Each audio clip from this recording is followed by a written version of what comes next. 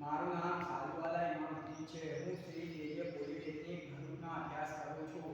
તો આજે આપણે શીખીશું drive equation of starting torque in three phase induction motor.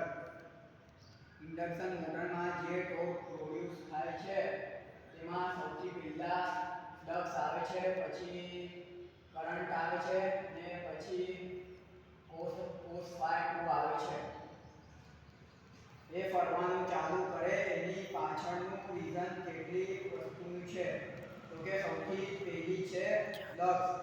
Flux rotating magnetic field છે. ફ્લક્સ રોટેટિંગ મેગ્નેટિક ફીલ્ડ છે. બીજી વસ્તુ છે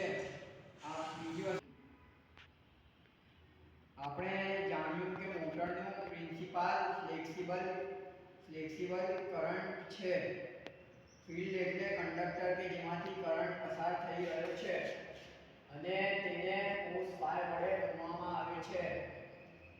કરંટ, cos phi અને ફ્લક્સ જે ત્રણે મળીને ટોર્ક બને છે. એનો power factor cos phi 2.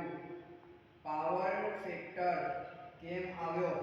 DC મશીનમાં ટોર્ક ઇક્વેશન આવતું નથી, તો તેમાં ઇન્ડક્શન ફ્રીક્વન્સી 0 હતી, એટલે એનો રેઝિસ્ટન્સ કોન્સ્ટન્ટ પેરામીટર કહેવાય, એટલે આપણે કન્સિડર એને કરતા નથી.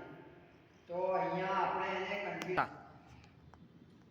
આપણે જાણ્યું કે થ્રી ફેઝ ઇન્ડક્શન મોટરમાં કરંટ કોન્સ્ટન્ટ રહેતો નથી, તો તેમાં ઇન્ડક્શન પેરામીટર કહેવાય.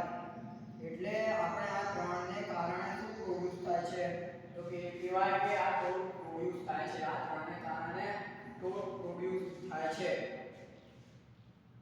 જો મારે પ્રોફેશનલિટી છે, જો પ્રોફેશનલિટી દૂર કરવી હોય તો મારે શું કરવું પડે? આ પ્રોફેશનલિટીની સાઇન છે. અહીં v ઇક્વલ ટુ i, મારે પાછળ v equal to i constant r term મૂકવી પડે છે. v equal to i constant term મૂકવી પડે છે. તો પ્રોફેશનલિટી દૂર થાય. તો આ જે પ્રોફેશનલિટી છે એ અહીંયા દૂર થઈ જાય છે. એટલે પ્રોફેશનલિટી દૂર કરવા માટે આપણે એ મૂકીએ જે કોન્સ્ટન્ટ છે, એનાથી મને ટોર્કની એક્ઝિટ વેલ્યુ મળશે. આ ટોર્કની ઇક્વેશન રનિંગ માટે હોય તો x ની સાથે s લગાવવું પડે, v2 ની સાથે s લગાડવું પડે. પણ સ્ટાર્ટિંગમાં s ની વેલ્યુ 1 હોય છે. સ્ટાર્ટિંગમાં s ની વેલ્યુ 1 હોય છે. 0 હોય તો ns માઈનસ na, તો આ 1 થઈ જાય છે. ફાઇનલ ટોર્કની ઇક્વેશન તો કે T બરાબર 8 બીટા E2 upon R2 ના છેદમાં R2 square plus X2 square TXT થાય. ધારો કે હું લખું 3